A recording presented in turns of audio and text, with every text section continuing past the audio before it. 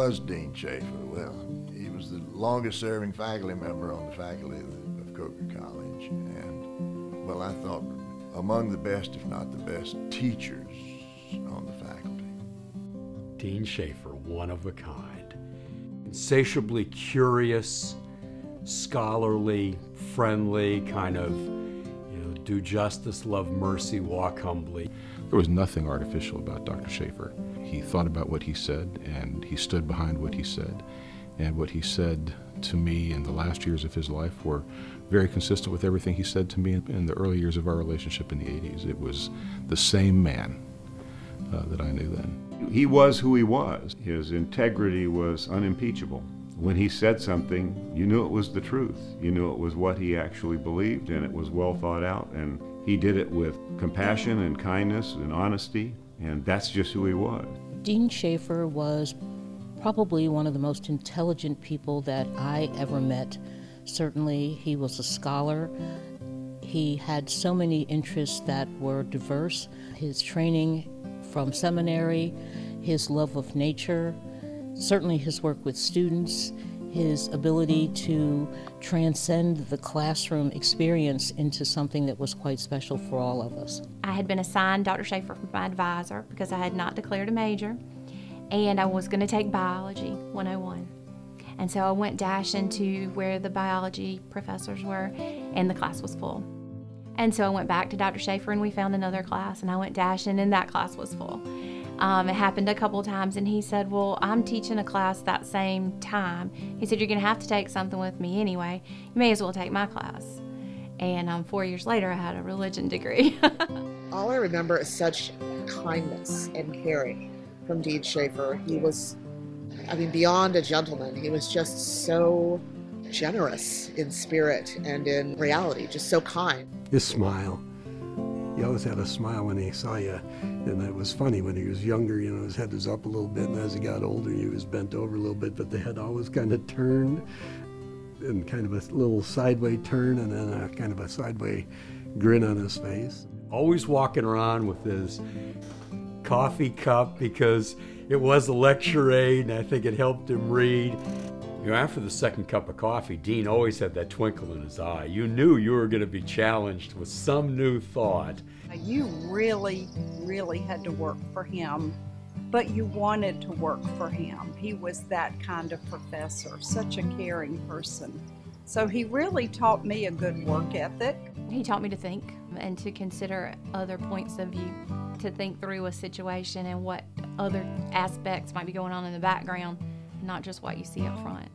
And then having all these doors open up to understanding the world differently.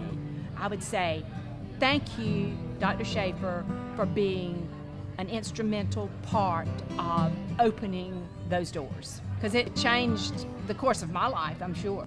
And you'd hear students who go in this classroom for the first time, never heard him speak, just are in awe of this big, booming voice that sounded great, made you feel good. Kind of velvety. He had that soothing, like night radio voice, and anything he said was important. He absolutely had the voice of God, and part of the reason people say that is not just because of the way it sounded, but because you had some suspicion that there might be a little bit of a conduit there too. And he spoke with a lot of authority. But I think that voice of God that you've heard is just a reflection of who the man was. He wanted us all to think beyond that which we had come to sort of think was just part of what we should do. It was always about learning. It was always about moving away from things that made us comfortable and looking at things that made us uncomfortable. And just the idea that we should critique and criticize and think about larger issues and apply them to our lives. He's one of the most existential people I knew. He has a foot in theology, but I think he was more concerned about people learning and not being taught, but to truly learn, to seek their own answers.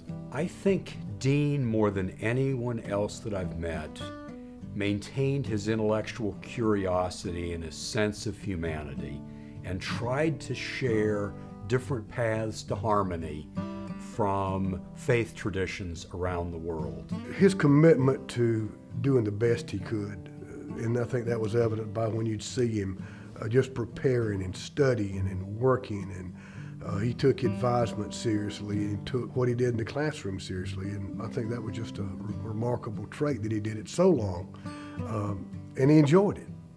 Well, his expression when he was preparing for class was, "I have to study for my next class," which I loved, because he did. He took it all very seriously. Even though he'd been doing it over and over, it was different each time. He was a professional, without a doubt, but he loved everyone while still being on task and still doing the things that he needed to do as a part of being a professor, but he cared about you too. What else can I do to make your life better? Sums up everything I know about Deane Shaffer, and that passion, just the fact that he cared that much about everybody, without exception. He's the kind of person that just makes you kind of check yourself and go, maybe I should take my own pettiness and ugliness from the day and put it aside, because if he can do it, I can do it.